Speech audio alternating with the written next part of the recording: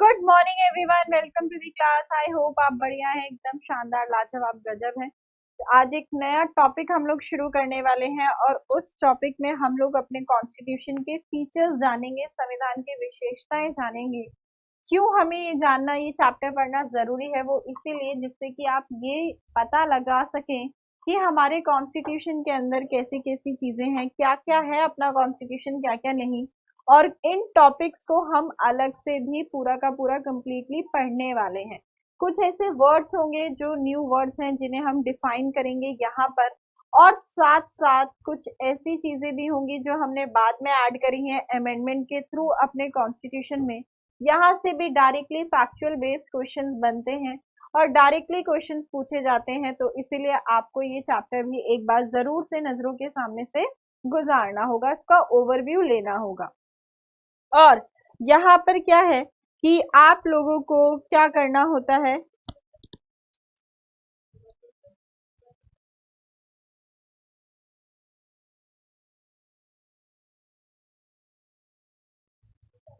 ठीक है। और क्या नाम है, आप लोगों को यहाँ पर डायरेक्टली क्वेश्चन पूछे जाते हैं या ऐसे भी क्वेश्चन आता है कि इनमें से कौन सा फीचर आपका ओरिजिनली कॉन्स्टिट्यूशन में था, कौन सा फीचर बाद में अमेंडमेंट के थ्रू ऐड किया गया। तो इस तरीके से क्वेश्चन पूछे जाते हैं, तो कैसे भी क्वेश्चन पूछे आपको आंसर आना ही चाहिए। चलो अब शुरू करते हैं अपने टॉपिक को। अपने टॉपिक का नाम क्या है आज? फीचर्स ऑफ द कॉन्स्टिट्यूशन, संविधान की विशेषताएं। Features of constitution.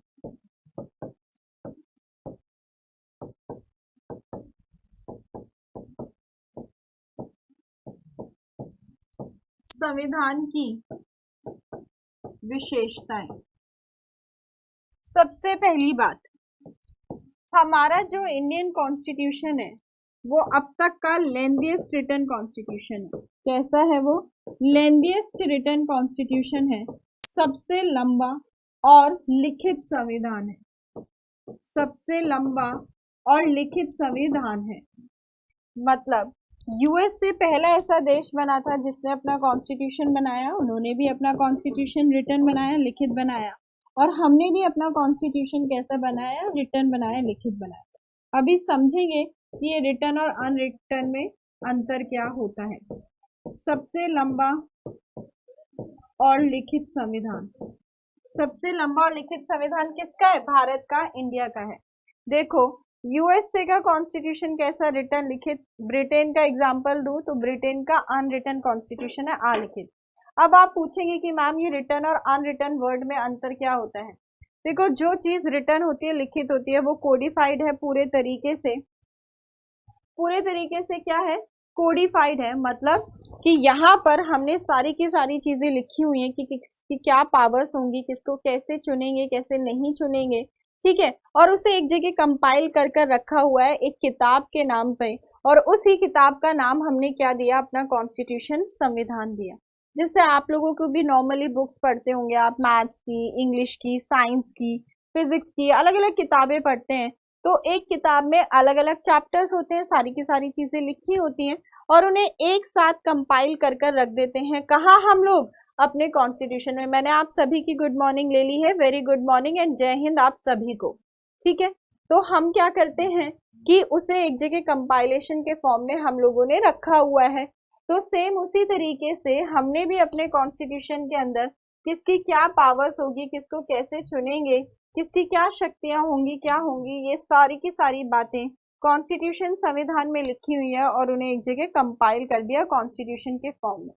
अब जैसे ब्रिटेन का कॉन्स्टिट्यूशन है अनरिटन, अलिखित है, वहां क्या होता है, जैसे नॉर्मली किसी देश के अंदर लॉज बनते हैं ना, कानून बनते हैं, वो ऐसे लॉज बनाते हैं और फिर वहां एड ऑन करते चले जाते हैं।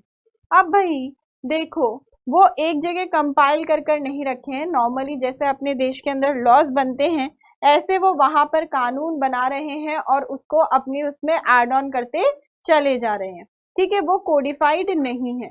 तो अब समझ आया आपको रिटर्न और लेंथ क्यों कहते हैं और लेंथीएस्ट क्यों कहते हैं? क्योंकि हमारे इंडियन कॉन्स्टिट्यूशन के अंदर आज के टाइम में 25 पार्ट है और जब इसको अपनाया था, लागू किया था, तभी 22 भाग थे।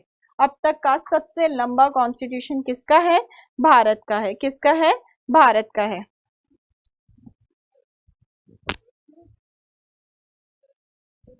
एक बार आवाज चेक कर लेना, वैसे ठीक होगी।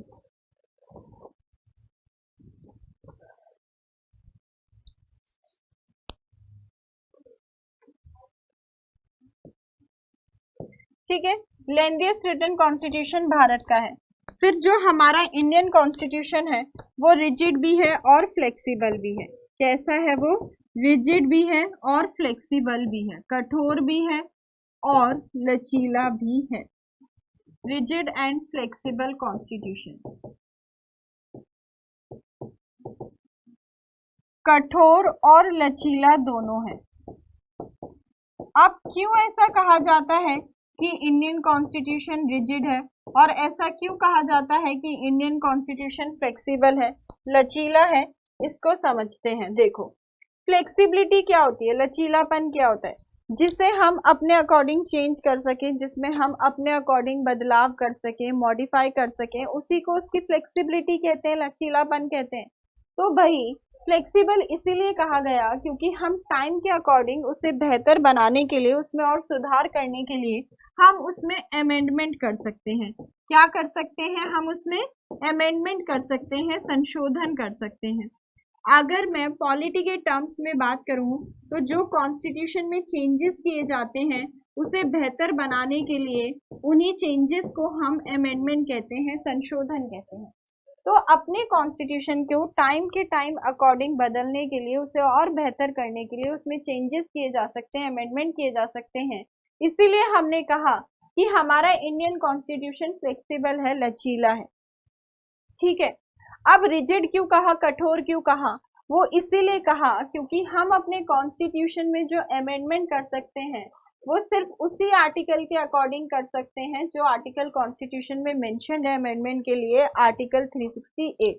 कि अगर हमें अपने संविधान में संशोधन करना है तो हम सिर्फ और सिर्फ कौन से अनुच्छेद के अनुसार कर सकते हैं? अनुच्छेद 368 के थ्रू, 368 के थ्रू। और अगर कॉन्स्टिट्यूशन में हमें अमेंडमेंट करना है, संविधान में हमें संशोधन करना है, तो उसके लिए हमें वो बिल कौन सी मेजॉरिटी से पास कराना होता है? स्पेशल मेजॉरिटी से। कौन सी मेजॉरिटी से वो बिल पास कराना होता है? स्पेशल मेजॉरिटी से, विशेष बहुमत से। आप सभी को पता है कि स्पेशल मेजॉरिटी क्या होती है? जल्दी से मैम को बताओ कि स्पेशल मेजॉरिटी, विशेष बहुमत क्या होती है? जल्दी बताइए कि स्पेशल मेजॉरिटी, विशेष बहुमत क्या होती है? जल्दी से बताओ फटाफट कि स्पेशल मेजॉरिटी, विशेष बहुमत क्या होती है? जल्दी बताइए, जल्दी से जल्दी बताइए कि स्पेशल मेजॉरिटी, विशेष बहुमत क्या होती है?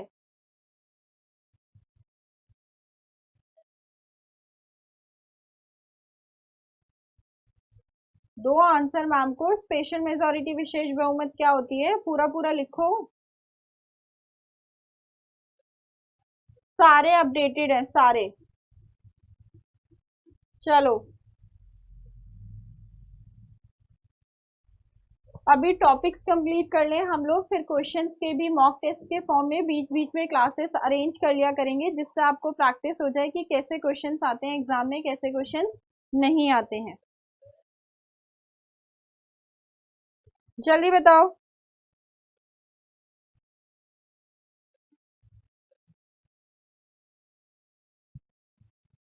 क्या होती है स्पेशल मेजॉरिटी? बिल्कुल 368 के थ्रू ही अमेंडमेंट कर सकते हैं। स्पेशल मेजॉरिटी क्या होती है? 2/3 ऑफ प्रेजेंट एंड वोटिंग, कि जो लोग प्रेजेंट है और वोट कर रहे हैं उसका 2/3 टोटल स्ट्रेंथ की 50% से ज्यादा होता है, more than 50% of total strength. जो लोग प्रेजेंट हैं और वोट कर रहे हैं उनका 2/3 कुल सदस्यों के 50% से अधिक होता है, तो ऐसी ही मेजॉरिटी को हम स्पेशल मेजॉरिटी कहते हैं, विशेष बहुमत कहते हैं। अब हम सिर्फ उस बिल को स्पेशल मेजॉरिटी से ही पास कर सकते हैं, और साथ साथ जब भी अमेंडमेंट किया जाएगा तो इस तरीके से अमेंडमेंट करेंगे कि बेसिक फीचर्स मूल विशेषताओं में कोई भी अमेंडमेंट नहीं हो। हमने डिस्कस भी किया था कि अगर हमें अपने कॉन्स्टिट्यूशन में अमेंडमेंट करना होता है तो वो इस तरीके से करते हैं कि कॉन्स्टिट्यूशन के बेसिक फीचर्स में कोई अमेंडमेंट ना हो।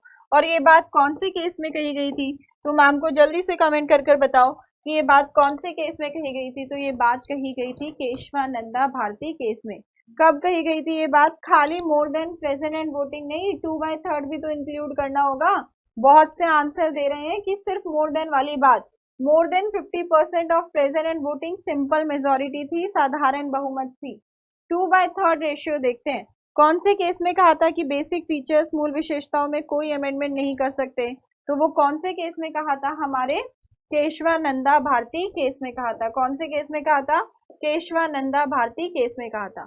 तो इसीलिए क्यों कहा गया, अब रिजिड समझ आया। और फ्लेक्सिबल क्यों कहा? फ्लेक्सिबल इसीलिए कहा क्योंकि हम अपने कॉन्स्टिट्यूशन में अमेंडमेंट संशोधन कर सकते हैं। और रिजिड इसीलिए कहा क्योंकि वो अमेंडमेंट संशोधन करने का एक तरीका है जो आर्टिकल 368 में दिया है, उसी तरीके से करेंगे और कॉन्स्टिट्यूशन के बेसिक फीचर्स को वायलेट नहीं करेंगे, मूल विशेषताओं में कोई अमेंडमेंट नहीं करेंगे। ठीक है, अब आ जाते हैं नेक्स्ट पॉइंट पर कि हमने जो बहुत सारी बातें अपने कॉन्स्टिट्यूशन में अपनाई है वो बहुत सारे दूसरे देशों से भी अपनाई है। क्या करा है?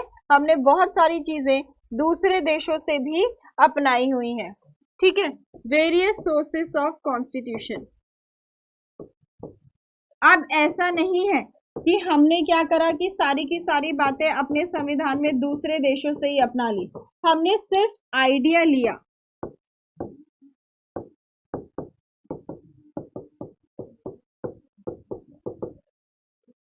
विभिन्न स्रोतों से हमने क्या लिया है? संविधान के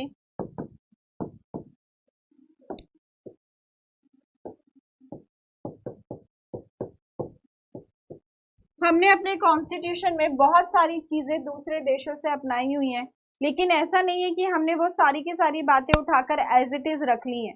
हमने क्या करा? उन्हें अपने देश के अकॉर्डिंग मॉडिफाई करा, चेंजेस करे, बदलाव करे और जो अपनी इंडियन सोसाइटी में फिट हो सके उस तरीके से हमने इन्हें अपनाया है। देखो एक चार्ट है, वो देख लेते हैं कि हमने कौन कौन सी चीज कहाँ से अपनाई है। और ये चार्ट बहुत इंपॉर्टेंट है, मैं इसको अपडेट करा दूंगी पीडीएफ के फॉर्म में। डायरेक्टली आपको ये क्वेश्चंस पूछे जाते हैं कि हमने ये चीज कहाँ से ली, कहाँ से नहीं ली, इसलिए बहुत ध्यान से समझ लेना कि क्योंकि डायरेक्टली क्वेश्चंस आते हैं कि कहाँ से ली है और कहाँ से नहीं ली है, वो चीजें डायरेक्टली पूछते हैं। देखो जरा, देखो पहले किसके बारे में डिस्कस कर रहे हैं कि government of India act 1935, Bharat शासन अधिनियम 1935 से हमने क्या क्या चीजें ली हैं। क्या क्या चीजें ली हैं? फेडरल स्कीम, संघीय योजना, गवर्नर का ऑफिस, राज्यपाल का पद, अपनी जुडिशरी न्यायपालिका, पब्लिक सर्विस कमीशन, लोक सेवा आयोग, इमरजेंसी प्रोविजंस, आपातकालीन प्रावधान और एडमिनिस्ट्रेटिव डिटेल्स, प्रशासनिक विवरण। क्या है इनका मतलब? फेडरल का मतलब क्या है? सेंटर और स्टेट के बीच के जो रिलेशंस होते हैं। फेडरेशन, संघीय हमने वहीं से लिया। हमारे स्टेट के अंदर गवर्नर्स एग्जिस्ट करेंगे, वो बात। जुडिशरी न्यायपालिका जो होती है, लोक सेवा आयोग जो यूपीएससी और एसपीएससी इनके सिलेक्शन एग्जाम कंडक्ट कराती है, और इमरजेंसी जैसे लगती है अपने देश के अंदर वो, और एडमिनिस्ट्रेशन प्रशासन कैसे होगा, ये सारी बातें कहाँ से ली है? गवर्नमेंट ऑफ इंडिया एक्ट 1935 से ली है। अब आ जाते हैं ब्रिटेन से क्या लिया है। तो ब्रिटेन से हमने क्या क्या लिया है? पार्लियामेंट्री फॉर्म ऑफ गवर्नमेंट, संसदीय सरकार। ये पूछे हुए क्वेश्चन है कि आपातकालीन प्रावधान हमने कहाँ से लिया है। लास्ट ईयर क्वेश्चन में पूछा था कि कहाँ से लिया है, तो गवर्नमेंट ऑफ इंडिया एक्ट 1935। संसदीय सरकार कहाँ से ली? Parliamentary government. ज्यादातर पूछा जाता है कि संसदीय सरकार कहाँ से ली? ब्रिटेन से। रूल ऑफ लॉ, विधि का शासन, मतलब कि सब पर कानून एक जैसे ही लागू होंगे। सिंगल सिटीजनशिप, एकल नागरिकता। Writ, cabinet system, bicameralism, द्विसदनवाद। और जिस तरीके से लॉज बनते हैं, कानून बनते हैं, ये बात हमने कहाँ से अडॉप्ट करी? ब्रिटेन से। ये कुछ ऐसे टॉपिक्स हैं जो हम इन डिटेल भी आने वाले क्लासेस में पढ़ने वाले हैं। जैसे रिट हम लोग पढ़ेंगे, कैबिनेट मंत्रिमंडल हम पढ़ेंगे, ठीक है, रूल ऑफ लॉ आर्टिकल 14 अपन लोग पढ़ेंगे ऐसे। फिर हमारा नेक्स्ट आ जाता है कि हमने यूएसए से क्या क्या लिया है। तो यूएसए से क्या क्या लिया है, फंडामेंटल राइट्स मौलिक अधिकार, जुडिशियल रिव्यू न्यायिक समीक्षा, जिसके तहत हमारे कोर्ट ये चेक करते हैं कि आपकी सरकार संविधान के अनुसार काम करती है या नहीं करती है। हमारी जुडिशरी बिल्कुल इंडिपेंडेंट काम करती है, किसी के साथ कोई इंटरफेरेंस नहीं होता। अपने राष्ट्रपति को जिस तरीके से हटाते हैं उस तरीके को हम इम्पीचमेंट कहते हैं, महाभियोग कहते हैं। क्या कहते हैं, इम्पीचमेंट कहते हैं, महाभियोग कहते हैं। और ये बात भी हमने कहाँ से अपनाई, यूएसए से। अपने सुप्रीम कोर्ट और हाई कोर्ट के जजेस को कैसे रिमूव करेंगे, वाइस प्रेसिडेंट, उपराष्ट्रपति का पद, ये सारी चीज हमने यूएसए से अडॉप्ट करी है।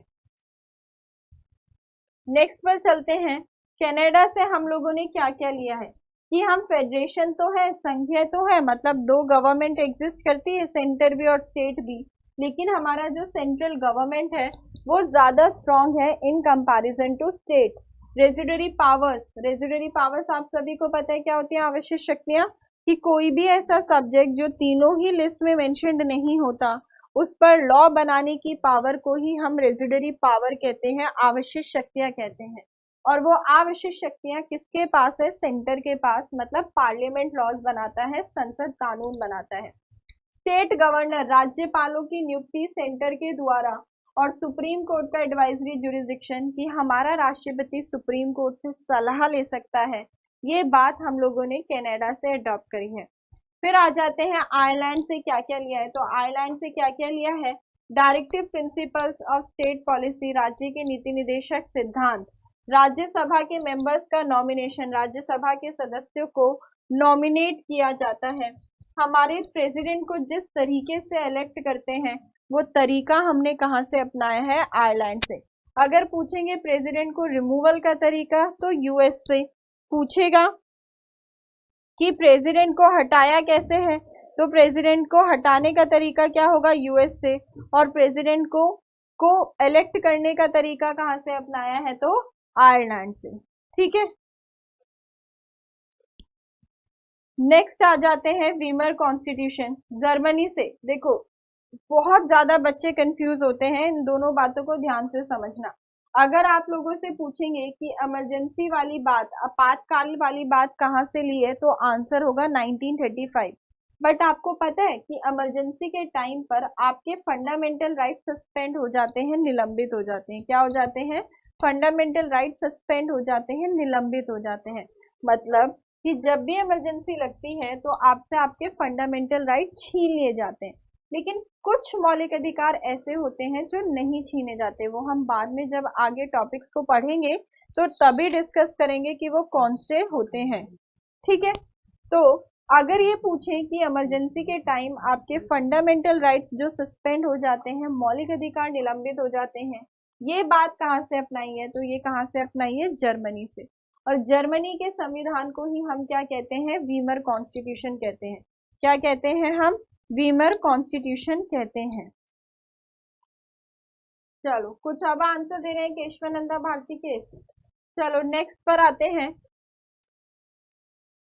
साउथ अफ्रीका से क्या क्या अपनाया है। तो साउथ अफ्रीका से क्या क्या बनाया है, अपनाया है कि हमने अपनाया है कॉन्स्टिट्यूशन में अमेंडमेंट कैसे होगा। अभी आर्टिकल 368 वाली बात डिस्कस की थी, तो वो आर्टिकल 368 वाली बात हम लोगों ने कहाँ से अपनाई है, साउथ अफ्रीका से, कि किस तरीके से अमेंडमेंट करेंगे।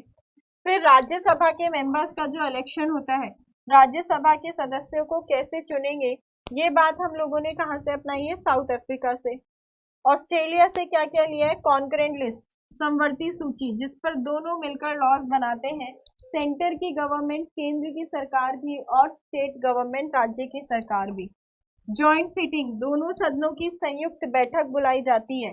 अगर किसी भी बिल, किसी विधेयक पर दोनों हाउसेस एक दूसरे की बात नहीं मानते तो जॉइंट सिटिंग, संयुक्त बैठक बुलाकर उस बिल को पास करा सकते हैं।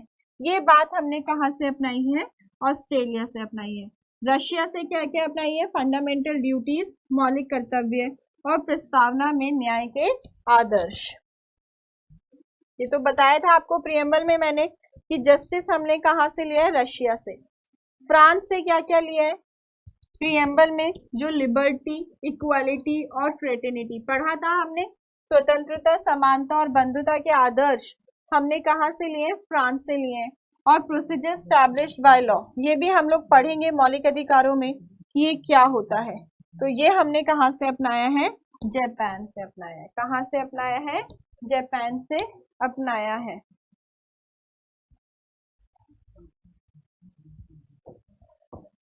ठीक है, अब आ जाते हैं नेक्स्ट।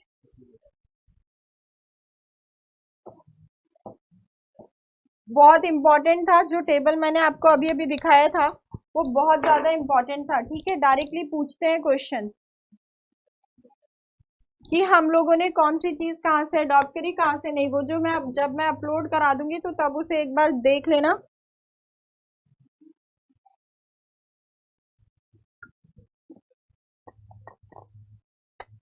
और जैसे जैसे हम इंडिविजुअल टॉपिक पढ़ते हैं ना, तो वो बात वहाँ डिस्कस करते ही हैं कि हमने ये चीज अपने, हाँ हाँ, ये वाले पीडीएफ अपलोड होगा, ये वाले ये साथ साथ लिख सकते हो जो पॉइंट्स लिख रही हूँ मैं। सोर्सेस ऑफ कॉन्स्टिट्यूशन वाला पीडीएफ मैं आपको अपलोड करा दूंगी, डोंट वरी। और मैंने आपसे कहा था कि मैं बोल रही थी कि जब जब हम ये टॉपिक पढ़ेंगे ना, तो तब हम ये बात डिस्कस करते ही हैं कि ये वाली चीज हमने यहाँ से अडॉप्ट करी है, यहाँ से अडॉप्ट करी है, यहाँ से अडॉप्ट करी, तो डोंट वरी, वो तब आप लोगों को बहुत अच्छे से याद हो जाती है, कोई टेंशन वाली ऐसी बात नहीं है। नेक्स्ट पॉइंट पर आते हैं कि जो हमारा इंडियन कॉन्स्टिट्यूशन है, हम फेडरल तो है, हम क्या है? फेडरल तो है। फेडरलिज्म with unitary bias,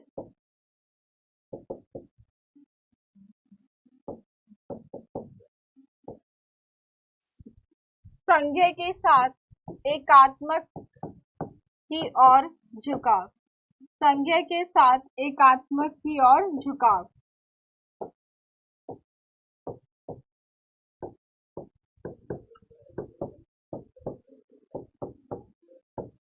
एकात्मक की ओर झुकाव, अभी समझेंगे इन दोनों वर्ड्स का मतलब क्या होता है।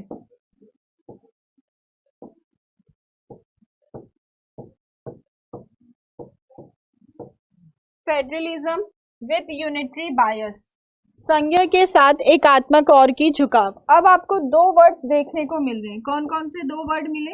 एक वर्ड मिला आपको यूनिटरी और एक वर्ड मिला आपको फेडरलिज्म, संघीय। ये दो वर्ड्स मिले, संघीय और एकात्मक। तो पहले इन दोनों वर्ड्स का मतलब समझ लेते हैं, फिर इस बात को डिस्कस करेंगे कि इंडिया क्या है, फेडरल है या यूनिटरी है। वैसे मैंने ये लिखा है क्या?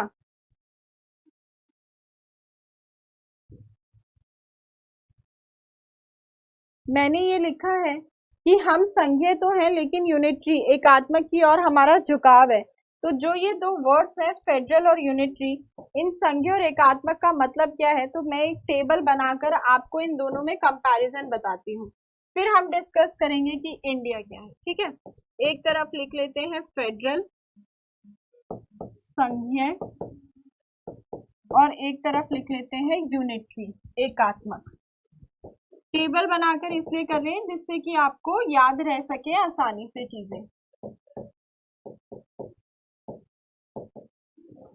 फेडरल, संघीय और यूनिटरी, एकात्मक। देखो, जहां पर भी फेडरल गवर्नमेंट होती है, जहां पर भी संघीय सरकार होती है, वहां ये जरूरी है कि डुअल गवर्नमेंट एग्जिस्ट करेगी। क्या एग्जिस्ट करेगी? डुअल गवर्नमेंट एग्जिस्ट करेगी, दोहरी सरकार एग्जिस्ट करेगी। एक सेंटर लेवल पर, एक केंद्र लेवल पर और एक स्टेट लेवल पर, राज्य स्तर पर। यूनी का मतलब क्या होता है? तो यूनी मतलब क्या हुआ? वन। जहां पर भी यूनिटरी गवर्नमेंट होती है, वहां सिर्फ और सिर्फ एक ही गवर्नमेंट एग्जिस्ट करती है। क्या होती है? वहां सिर्फ और सिर्फ एक ही गवर्नमेंट एग्जिस्ट करती है, सिर्फ और सिर्फ सेंटर लेवल पर। ठीक है, वहां स्टेट लेवल पर गवर्नमेंट एग्जिस्ट नहीं करती है। जहां पर भी फेडरल गवर्नमेंट होती है, वहां जो कॉन्स्टिट्यूशन होता है वो सुप्रीम होता है। क्या होता है? सुप्रीम कॉन्स्टिट्यूशन होता है, मतलब सबसे ऊपर कौन होगा, संविधान होगा, और संविधान के अनुसार ही सारे के सारे काम होंगे, सर्वोच्च संविधान, सुप्रीम कॉन्स्टिट्यूशन, सर्वोच्च संविधान। जहां पर यूनिटरी गवर्नमेंट होती है वहां हो भी सकता है और नहीं भी हो सकता है, मे और मे नॉट। सुप्रीम,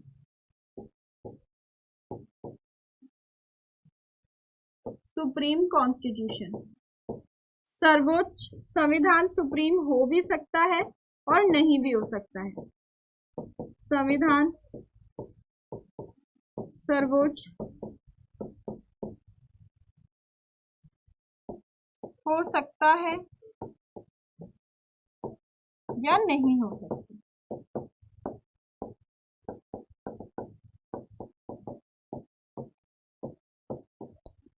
ठीक है, जहां पर भी फेडरल गवर्नमेंट होगी वहां रिटन कॉन्स्टिट्यूशन होगा।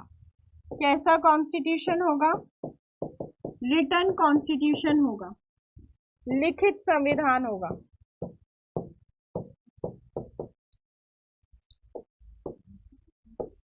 कैसा कॉन्स्टिट्यूशन होगा, रिटन कॉन्स्टिट्यूशन होगा, लिखित संविधान होगा। जहां पर भी यूनिटरी गवर्नमेंट होगी वहां रिटन या फिर अनरिटन हो सकता है, मतलब जो वहां है उसका जस्ट अपोजिट इस तरफ है। उधर वाले पॉइंट्स याद है तो इधर वाले आपको आसानी से याद हो जाएंगे, जस्ट इसका अपोजिट है। रिटन या फिर अनरिटन कॉन्स्टिट्यूशन, लिखित या फिर अलिखित संविधान। वो समझ आ रहा है, CONSTN मतलब कॉन्स्टिट्यूशन लिखा है हमने शॉर्ट में, लिखित एवं अलिखित संविधान। जहां पर भी फेडरल गवर्नमेंट होती है वहां रिजिड कॉन्स्टिट्यूशन होता है। कैसा कॉन्स्टिट्यूशन होता है, रिजिड कॉन्स्टिट्यूशन होता है, कठोर संविधान होता है। कैसा संविधान होता है, कठोर संविधान होता है। और जहां पर भी यूनिटरी गवर्नमेंट होती है वहां रिजिड या फिर फ्लेक्सिबल दोनों हो सकता है। क्या हो सकता है, वहां रिजिड या फिर फ्लेक्सिबल दोनों हो सकता है, कठोर एवं लचीला, कठोर या फिर लचीला संविधान।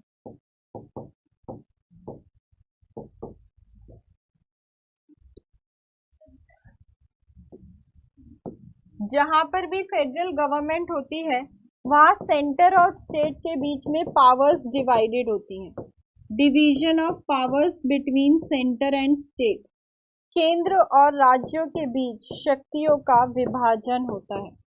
जहां फेडरल गवर्नमेंट होती है वहां केंद्र और राज्यों के बीच शक्तियों का विभाजन होता है, सेंटर या स्टेट्स के बीच में पावर्स डिवाइडेड होती है।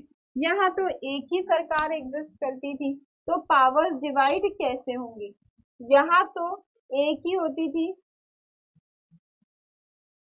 है ना। यहाँ तो क्या था, एक ही गवर्नमेंट थी तो पावर्स डिवाइड कैसे होंगी, नो डिवीजन ऑफ पावर्स, शक्तियों का विभाजन नहीं है, नो डिवीजन ऑफ पावर्स, शक्तियों का विभाजन नहीं है।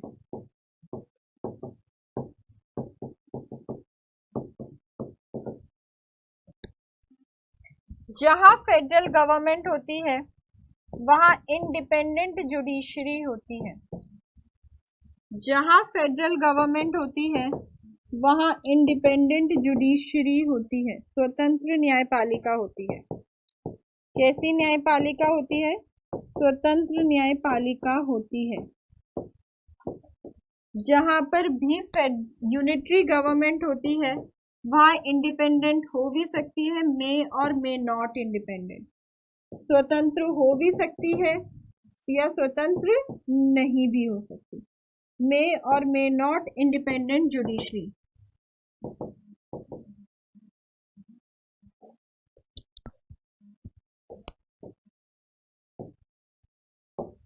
जहां फेडरल गवर्नमेंट होती है वहां बाइकैमरलिज्म एग्जिस्ट करता है। जहां फेडरल गवर्नमेंट होती है वहां बाइकैमरलिज्म एग्जिस्ट करता है, जिसे हम हिंदी में कहते हैं द्विसदनवाद। यहाँ no bicameral legislature, no bicameral legislature.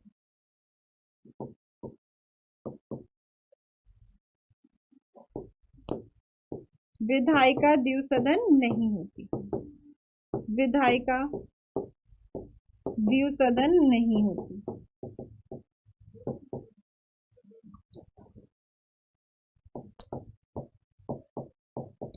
ठीक है, अब तो हमने अभी तक सिर्फ ये अंतर जाने कि फेडरल और यूनिटरी में क्या अंतर होते हैं। अब देखते हैं इंडिया के अंदर इनमें से कौन सा फीचर होता है या कौन सा फीचर नहीं होता। मेरे साथ साथ आप लोग भी बताएंगे कि इनमें से कौन सा फीचर होता है या कौन सा फीचर नहीं होता। गवर्नमेंट ऑफ इंडिया एक्ट 1935 का मतलब, जब ब्रिटिशर्स ने हमारे देश के अंदर गवर्न किया था, तो government of India act 1935 Bharat शासन अधिनियम, जब हम ब्रिटिशर्स रूल पढ़ेंगे एक चैप्टर हिस्टोरिकल बैकग्राउंड, ऐतिहासिक पृष्ठभूमि, तो वहां पर उन्होंने जब गवर्नमेंट ऑफ इंडिया एक्ट 1935 बनाया था तो उसकी बहुत सारी बातें हमने अपने कॉन्स्टिट्यूशन में अडॉप्ट की थी। ये बात है। चलो अब फेडरल संघीय और यूनिटरी में देखो, मेरे साथ साथ बताओगे कि कौन सा पॉइंट इंडिया में एग्जिस्ट करता है और कौन सा पॉइंट इंडिया में एग्जिस्ट नहीं करता है। देखो जरा, जब हम बात करते हैं डुअल गवर्नमेंट दोहरी सरकार की, तो डुअल गवर्नमेंट एग्जिस्ट करती है नहीं करती है? तो बिल्कुल करती है, इंडिया के अंदर करती है। तो ये वाला ऑप्शन तो होता है मैम, एक सेंटर पर एग्जिस्ट करती है और एक स्टेट पे एग्जिस्ट करती है। तो सिंगल गवर्नमेंट वाला प्रोविजन हम लोग फॉलो नहीं करते, सिंगल गवर्नमेंट वाला प्रोविजन हम लोग फॉलो नहीं करते। जब हम सुप्रीम कॉन्स्टिट्यूशन, क्या अपना कॉन्स्टिट्यूशन सुप्रीम है, सर्वोच्च है? बिल्कुल है मैम, क्योंकि अपने देश के अंदर कोई भी जो लॉ बनाया जाता है, कानून बनाया जाता है, वो चेक किया जाता है कि वो कॉन्स्टिट्यूशन संविधान के अनुसार है या नहीं है। संविधान के अनुसार है तो फॉलो होता है, संविधान के अनुसार नहीं है तो फॉलो नहीं होता। तो ये वाला पॉइंट नहीं है, क्योंकि कॉन्स्टिट्यूशन सुप्रीम है, सर्वोच्च है। अब आ जाते हैं रिटन कॉन्स्टिट्यूशन, लिखित।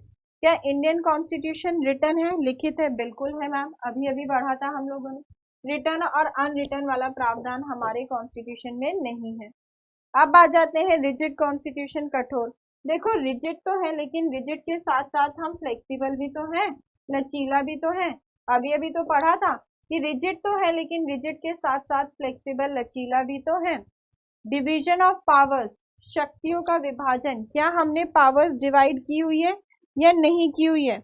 क्या हमने पावर्स डिवाइड की हुई है या नहीं की हुई है? तो बिल्कुल, सेंटर और स्टेट के बीच में पावर्स डिवाइडेड है, शक्तियों का विभाजन है। कल ही पढ़ी थी, 3 लिस्ट के फॉर्म में पावर्स डिवाइडेड है। कौन कौन सी हम लोग कल पढ़ी थी, कह रही हूँ शेड्यूल्स में हम लोगों ने डिस्कस किया था कि शक्तियों का विभाजन है, यूनियन लिस्ट, स्टेट लिस्ट और कॉन्करेंट लिस्ट। तो क्या यहाँ पावर्स का डिवीजन एग्जिस्ट नहीं करता अपने देश के अंदर? बिल्कुल करता है मैम, तो ये वाला प्रावधान नहीं है। हमारी जुडिशरी इंडिपेंडेंट है, स्वतंत्र है, बिल्कुल। हमारी न्यायपालिका के साथ किसी भी तरीके का कोई इंटरफेरेंस नहीं होगा, तो ये वाला पॉइंट नहीं होगा। बाइकैमरलिज्म, द्विसदनवाद, बाय मतलब क्या होता है? 2, कैमरा मतलब रूम। जब 2 सदन उपस्थित होते हैं, एक अपर हाउस उच्च सदन और एक लोअर हाउस निम्न सदन, उसी को हम बाइकैमरलिज्म कहते हैं, द्विसदनवाद कहते हैं। जैसे अपने देश के अंदर 2 हाउसेस एग्जिस्ट करते हैं सेंट्रल लेवल पर, लोकसभा और राज्यसभा। तो ये वाला फीचर है और ये वाला फीचर नहीं। यहाँ कैसा लेजिस्लेचर होता है? यूनिलेटरल होता है। यहाँ कैसा लेजिस्लेचर होता है? यूनिलेटरल लेजिस्लेचर होता है, एक ही होता है। ठीक है, एक ही सदन होता है। तो अब आपने देखा होगा कि हमारे कॉन्स्टिट्यूशन के अंदर फेडरल गवर्नमेंट वाले फीचर्स तो पाए जाते हैं, लेकिन यूनिटरी वाले भी तो हैं। मैम ने कहा था कि हम फेडरल सिस्टम है लेकिन यूनिटरी बायस है, हम फेडरलिज्म है, संघीय है, लेकिन एकात्मक की ओर हमारा क्या है? झुकाव भी है। क्यों झुकाव है? क्योंकि हमारे देश के अंदर अगर हम सेंटर गवर्नमेंट और स्टेट गवर्नमेंट को कंपेयर करूं मैं, अगर केंद्र की सरकार और राज्य की सरकार में मैं कंपैरिजन करूं तो केंद्र की सरकार ज्यादा पावरफुल है in comparison to state government, राज्य की सरकार। फॉर एग्जाम्पल ले लेते हैं, जैसे हम लोगों ने आर्टिकल 2 और 3 पढ़े थे, भाग 1 पढ़ा था, जिसमें कहा था कि अगर इंडियन टेरिटरी के अंदर कोई भी चेंज, कोई भी बदलाव करना है तो वो पार्लियामेंट करेगा, संसद करेगा। सिटीजनशिप, नागरिकता में भी हम देखते हैं कि अगर सिटीजनशिप से रिलेटेड कोई कानून बना सकता है तो सेंटर। इसका मतलब है कि बहुत सारी चीजें ऐसी हैं जिन पर लॉज बनाने की पावर हमने सेंटर को दी है, केंद्र सरकार को दी है। अब जब हम कॉन्करेंट लिस्ट पढ़ते हैं, समवर्ती सूची, तो वहां भी अगर सेंटर या स्टेट गवर्नमेंट के बीच में कोई क्लैश होता है लॉ का, तो उस पर भी लॉ, कानून कौन, किसके बनाए गए कानून को हम मानते हैं? सेंटर वाले के। किसके? सेंटर वाले के, केंद्र सरकार के। ठीक है, तो सेंट्रल गवर्नमेंट स्टेट गवर्नमेंट के कंपैरिजन में ज्यादा पावरफुल है, इसीलिए हम कहते हैं कि यूनिटरी, एकात्मक की और क्या है? झुकाव है। फेडरल तो है, संघीय तो है, लेकिन यूनिटरी बायस्ड है। अब अगर मैं कहूं कि ये फेडरल वर्ड, ध्यान से सुनना, क्वेश्चन ऐसे भी पूछा जाता है। अब मैं अगर कहूं कि ये फेडरल शब्द, संघीय शब्द किस आर्टिकल में यूज हुआ है, तो ये फेडरल वर्ड, संघीय शब्द किसी भी आर्टिकल के अंदर यूज नहीं हुआ। हमारे कॉन्स्टिट्यूशन के अंदर किसी भी आर्टिकल में ये मेंशन नहीं है, ये वर्ड नहीं दिया हुआ फेडरल, संघीय, किसी भी आर्टिकल के अंदर नहीं दिया हुआ। फिर आप पूछेंगे कि मैम जब हमारे कॉन्स्टिट्यूशन के किसी भी आर्टिकल में ये फेडरल शब्द, संघीय शब्द दिया ही नहीं हुआ, तो हमें फेडरल क्यों कहा जाता है, हमें संघीय क्यों कहा जाता है? वो इसीलिए कहा जाता है क्योंकि हमारे कॉन्स्टिट्यूशन के अंदर फेडरल गवर्नमेंट के सारे फीचर्स हैं। क्यों कहा जाता है? इसीलिए कहा जाता है क्योंकि हमारे कॉन्स्टिट्यूशन में फेडरल गवर्नमेंट, संघीय सरकार के सारे फीचर्स हैं, विशेषताएं हैं, इसीलिए हमें फेडरल कहा जाता है। पर अगर आपसे क्वेश्चन पूछें कि ये फेडरल वर्ड, संघीय शब्द हमने किस आर्टिकल में यूज किया है, तो हमने किसी भी आर्टिकल में यूज नहीं किया है। ठीक है, अब मैंने कहा था कि हम पूरे तरीके से फेडरल नहीं है क्योंकि हमारी सेंट्रल गवर्नमेंट ज्यादा स्ट्रांग है, तो इसीलिए हम यूनिटरी की तरफ बायस्ड है, एकात्मक की और झुकाव है। इसीलिए कहा जाता है कि इंडियन गवर्नमेंट, इंडियन कॉन्स्टिट्यूशन कैसा है? क्वाजी फेडरल है। कैसा है? क्वाजी फेडरल है, अर्ध संघीय है। अब कहेंगे कि मैम एक नया वर्ड और आ गया आज, क्वाजी। तो क्वाजी का मतलब क्या होता है? देखो, क्वाजी मतलब होता है पार्शियली, अर्ध मतलब क्या होता है? पार्शियली। जो आपको पूरे तरीके से ना दी जाए उसी को हम क्या कह देते हैं? क्वाजी कह देते हैं, अर्ध कह देते हैं, पार्शियली। और ऐसा कहने वाला कौन था कि इंडियन कॉन्स्टिट्यूशन क्वाजी फेडरल है? ये किसने कहा था? केसी वियरे ने कहा था। किसने कहा था? केसी वियरे ने। बहुत इंपॉर्टेंट है, लास्ट एग्जाम्स में पूछा भी हुआ है। डायरेक्टली क्वेश्चन पूछते हैं कि इंडियन कॉन्स्टिट्यूशन को क्वाजी फेडरल किसने कहा था कि हम अर्ध संघीय हैं? तो वो किसने कहा था? केसी वियरे ने कहा था। किसने कहा था? केसी वियरे ने कहा था।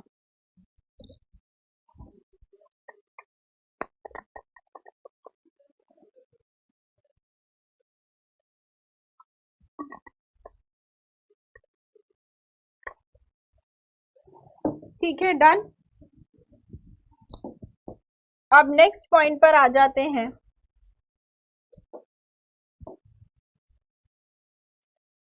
कौन सा पॉइंट चल रहा था हमारा?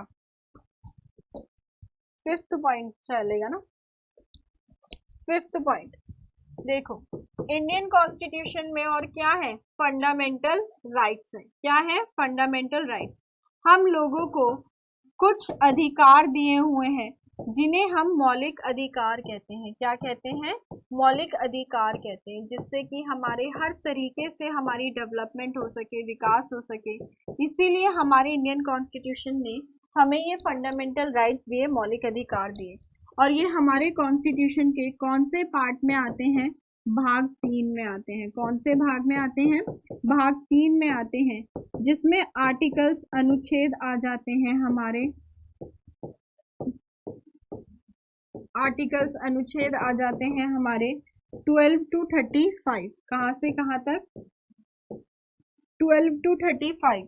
जिन्हें हमने अडॉप्ट किया है, अभी अभी हमने उस टेबल में पढ़ा था कि इन्हें हमने अडॉप्ट कहाँ से किया है, यूएसए से किया है, अमेरिका से किया है।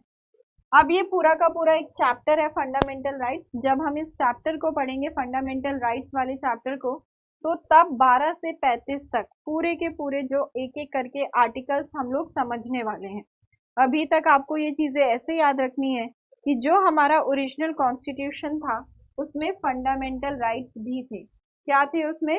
फंडामेंटल राइट्स भी थे, मौलिक अधिकार भी थे। और क्या है हमारे उसमें? Directive principles of state policy है।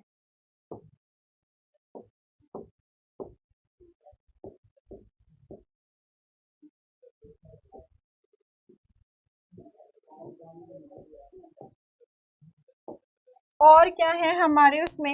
Directive principles of state policy.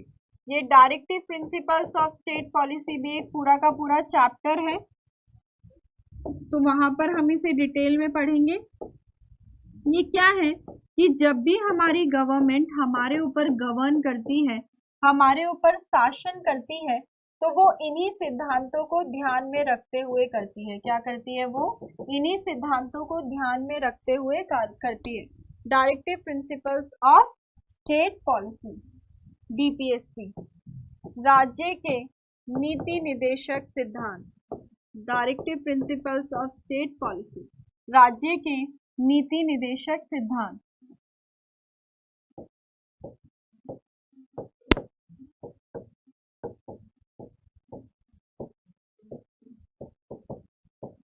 ये कॉन्स्टिट्यूशन के कौन से पार्ट में हम लोग पढ़ने वाले हैं? पार्ट 4 भाग 4, जिसमें हम आर्टिकल्स पढ़ेंगे 36 to 51। जब ये चैप्टर पढ़ेंगे तभी पूरा का पूरा आर्टिकल पढ़ेंगे। अभी मैं आपको बताऊंगी कि यहाँ से क्वेश्चन कैसे पूछ लिया जाता है। आर्टिकल्स 36 to 51 इन्हें हमने कहाँ से अडॉप्ट किया है? तो अभी अभी उस टेबल में देखा था, इन्हें हमने कहाँ से अडॉप्ट किया है? कहाँ से अडॉप्ट किया है हम लोगों ने इन्हें? आयरलैंड से। कहाँ से अडॉप्ट किया है हमने इन लोगों को? इनको, डीपीएसपी को आयरलैंड से अडॉप्ट किया है। तो जिस तरीके से हमारी गवर्नमेंट हमारे ऊपर गवर्न करेगी, वो कौन सी किन बातों को ध्यान में रखेगी, वही सारी की सारी प्रिंसिपल्स, वही सारी की सारी बातें कहाँ दी हुई है? हमारी डीपीएसपी में दी हुई है। कहाँ दी हुई है? हमारी डीपीएसपी में दी हुई है।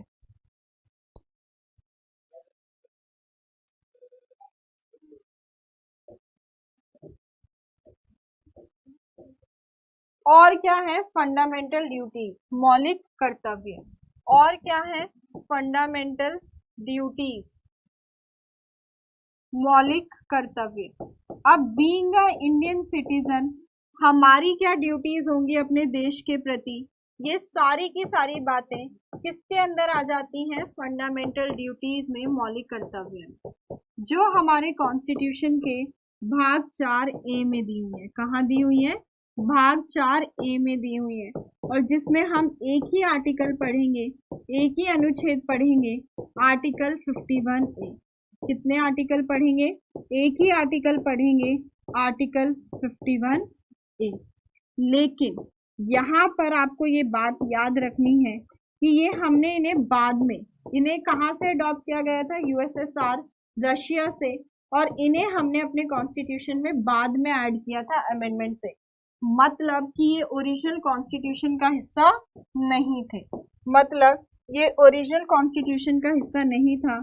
इन्हें हमने ऐड किया था बाय 42 अमेंडमेंट एक्ट 1976। कौन से अमेंडमेंट से ऐड किया था? 42 अमेंडमेंट एक्ट 1976। तो अगर आपसे क्वेश्चन पूछा जाए कि बता दो भाई इनमें से कौन सी ओरिजिनल कॉन्स्टिट्यूशन का फीचर नहीं था, और वो आपको ऑप्शन दे फंडामेंटल राइट्स, मौलिक अधिकार, डीपीएसपी, राज्य के नीति निदेशक निधान, फंडामेंटल ड्यूटीज, मौलिक कर्तव्य, या फिर रिटर्न कॉन्स्टिट्यूशन, लिखित संविधान, बताओ। अगर आपसे पूछें कि इनमें से कौन सा ओरिजिनल कॉन्स्टिट्यूशन का हिस्सा नहीं था, तो आपका आंसर क्या होगा? जल्दी बताओ, जल्दी से। अगर आपसे क्वेश्चन पूछें कि इनमें से ओरिजिनल कॉन्स्टिट्यूशन का हिस्सा नहीं था कौन सा, तो कौन सा आंसर होगा? ए बी सी डी ऐसे क्वेश्चन आ जाता है। जल्दी बताओ जल्दी कि इसका आंसर क्या होगा। हमारे देश के अंदर सबसे ज्यादा पेड सैलरी पता है आपको किसको मिलती है? किसे मिलती है बताओ? प्रेसिडेंट को, राष्ट्रपति को 5 लाख रुपए।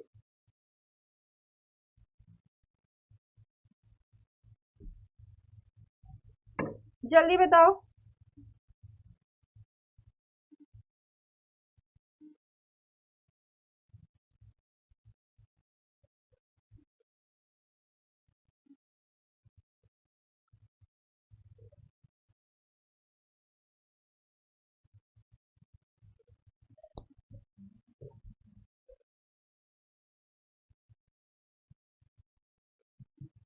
जल्दी बताओ क्या होगा।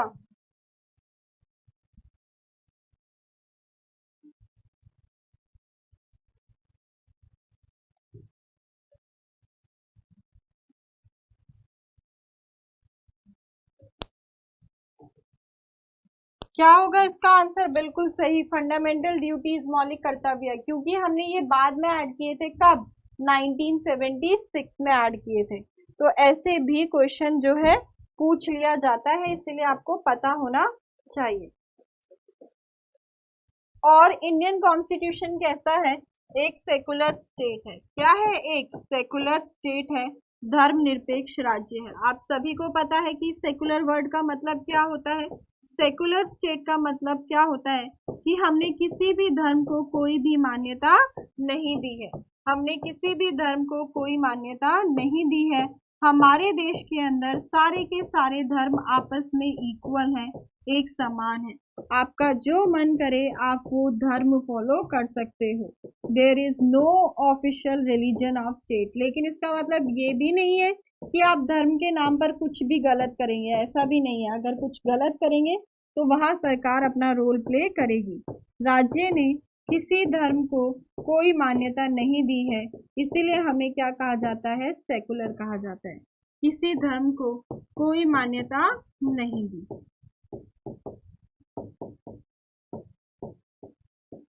कोई मान्यता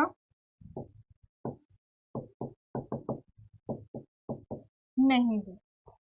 आज हम लोगों ने अपने 8 फीचर्स डिस्कस किए हैं कॉन्स्टिट्यूशन के। एक बार क्विकली रिवाइज करते हैं, फिर आगे नेक्स्ट क्लास में अपन लोग कंटिन्यू करेंगे। लेकिन पहले एक बार क्विकली से रिवाइज कर लेते हैं सारे के सारे फीचर्स जो इंडियन कॉन्स्टिट्यूशन के हैं। हमारा इंडियन कॉन्स्टिट्यूशन अब तक का लेंथीएस्ट रिटन कॉन्स्टिट्यूशन है, सबसे लंबा लिखित संविधान है। रिजिड और फ्लेक्सिबल, कठोर और लचीला दोनों है। हमने बहुत सारी चीजें दूसरे कॉन्स्टिट्यूशन से अडॉप्ट करी हैं। हम फेडरल तो हैं, संघीय तो हैं, लेकिन यूनिटरी, एकात्मक की ओर झुकाव है। सेंट्रल गवर्नमेंट ज्यादा स्ट्रांग है in comparison to state government. किसने कहा था कि इंडियन कॉन्स्टिट्यूशन क्वाजी फेडरल है, अर्ध संघीय है? केसी व्यारे ने। और क्या पाए जाते हैं? फंडामेंटल राइट्स, मौलिक अधिकार पार्ट 3 में है। डीपीएसपी कहाँ है? पार्ट 4 में है। और फंडामेंटल ड्यूटीज, मौलिक कर्तव्य कहाँ है? हमारे पार्ट 4A में है। लेकिन इन्हें हमने कौन से अमेंडमेंट से ऐड किया था? 42 अमेंडमेंट एक्ट 1976। और हम क्या है? एक सेकुलर स्टेट है, एक धर्मनिरपेक्ष राज्य है। हमने किसी भी धर्म को कोई मान्यता नहीं दी है। हमने किसी भी धर्म को कोई मान्यता नहीं दी है। हाँ, पूरा का पूरा हम लोगों ने क्या कर लिया, एक बार फिर से रिवाइज कर लिया। आगे कंटिन्यू करेंगे कल इस मतलब नेक्स्ट क्लास में हम लोग इसे कंटिन्यू करेंगे और जो बाकी फीचर्स हैं उन्हें भी डिस्कस करेंगे। एक बार इनको रिवाइज कर लिएगा जिससे आपको याद रहे। वो टेबल बहुत इंपॉर्टेंट है। बाकी तो ये सारे टॉपिक्स ही हैं, फंडामेंटल राइट्स, जीपीएसपी, जो हम आने वाली क्लासेस में पढ़ने ही वाले हैं, तो उनका लोड मत लीजिएगा। Thank you so much for attending the session. मिलते हैं अपनी अगली क्लास में, तब तक आप लोग अपना ऐसे ही ध्यान रखिए। Bye bye, take care. जय एग्जाम्पल कर विजय एग्जाम्पल। जय हिंद।